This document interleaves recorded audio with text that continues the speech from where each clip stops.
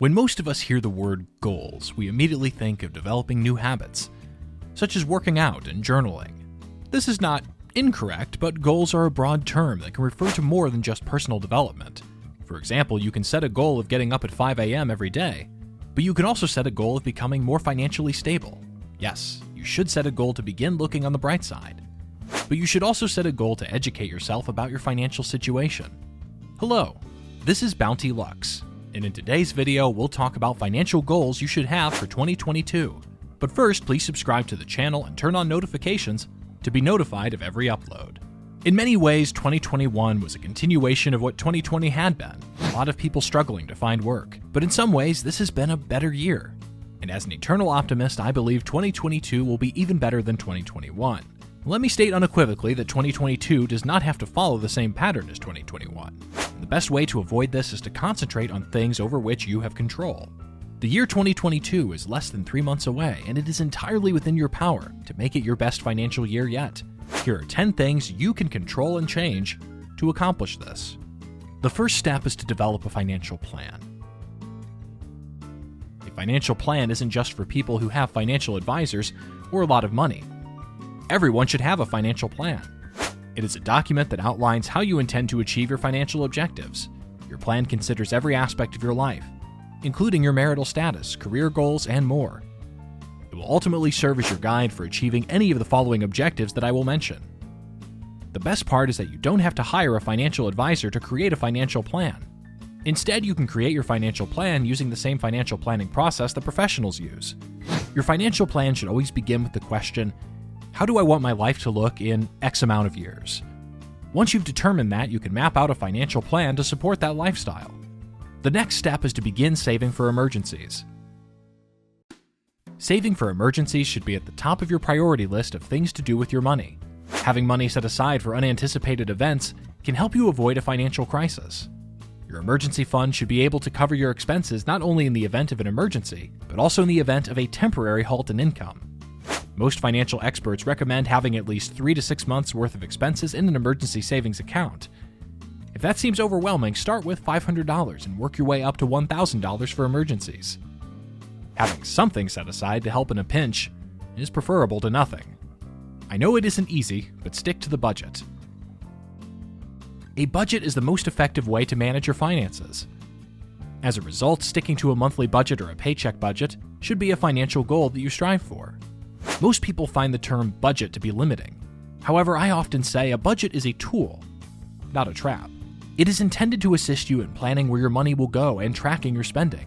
If you have a history of failing to stick to your budget, a few budgeting tools can assist you. Budget spreadsheets are an option. A budget spreadsheet allows you to manage your finances from any location. This is critical if you want to stick to your budget. You can budget from your computer, phone, or tablet, and everything will sync together. Budget printables are also available if you're more likely to remember something if you write it down. Printable budgets like budget spreadsheets help you plan your spending and track your expenses throughout the month. The only difference is that you're using a pen and paper. You could also use cash envelopes. Cash envelopes are an excellent way to help you stick to your budget. Traditional envelopes can be used to separate cash that is designated for different budget line items. Digital cash envelopes function similarly, except that you can use your debit card to make purchases. Finally, commit to reviewing your budget simultaneously each week to stay on top of it. When it comes to budgeting, the adage out of sight, out of mind holds, so schedule budget review meetings with yourself or your spouse regularly. Remember to pay off debt. Getting out of debt is one of the best things I've ever done in my life. It freed up my finances so that I could live my life the way I wanted.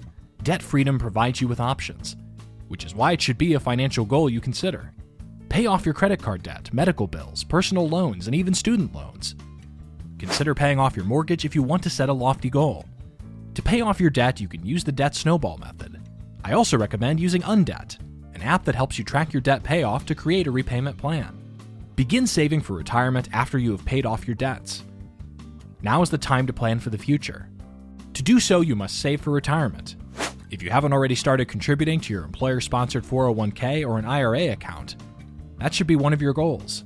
The earlier you begin investing in a retirement account, the more money you will have later in life. I recommend using a retirement calculator. If you are unsure how much money you will need to save for retirement based on your desired retirement age, this will show you how much money you need to start saving for retirement. We are halfway through our list, and we hope you find this useful and relevant. If you do, please give this video a thumbs up, and please feel free to share your thoughts in the comments below.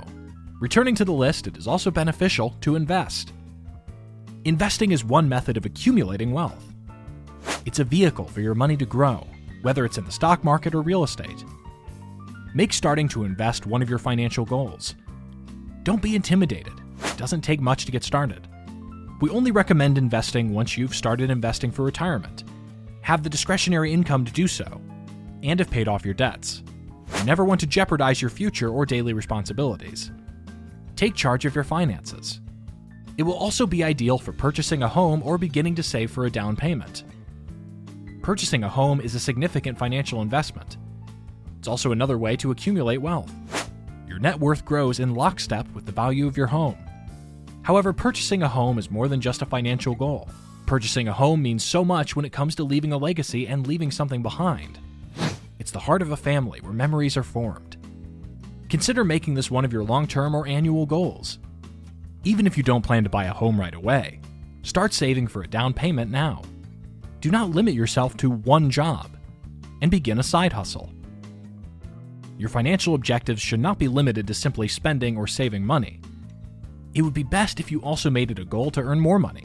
You can accomplish this by starting a side hustle. The internet has transformed side hustles into something very different from the part-time jobs our parents may have had. You can start a side hustle from the comfort of your own home. This blog is one of several side hustles I have. If you're unsure what you can do as a side hustle, I recommend reading this post, which lists almost every possible side hustle by skill set. You should also read this post about digital products. Selling digital products is one way I earn thousands of dollars in extra income each year. Attempt to increase your 9-to-5 income. To increase your overall income, you should also work to increase your 9-to-5 income. You can often earn more money simply by asking for a raise. Women in particular are frequently afraid to negotiate salary increases, even though they deserve them. Don't let fear prevent you from earning more money. Make a game plan, and ask for what you are worth at work. Start your own business, and be your boss. We believe that you should never put all your eggs in one basket. This means that you should never rely solely on one source of income, namely your 9-to-5 job. Although not everyone is cut out to be a full-time entrepreneur, anyone can own a business. Owning a business provides you with extra income and provides you with tax breaks that you would not be able to obtain as an employee. If you're looking to challenge yourself and take a course that will teach you to become part of this digital revolution, well then you can click on the link in the description below this video, and that will take you over there so you can learn more information about this course. We highly recommend it. That's it for today's video. Please make sure to subscribe to the channel and turn on the notifications of every upload. This is Bounty Lux, and we will see you in our next video.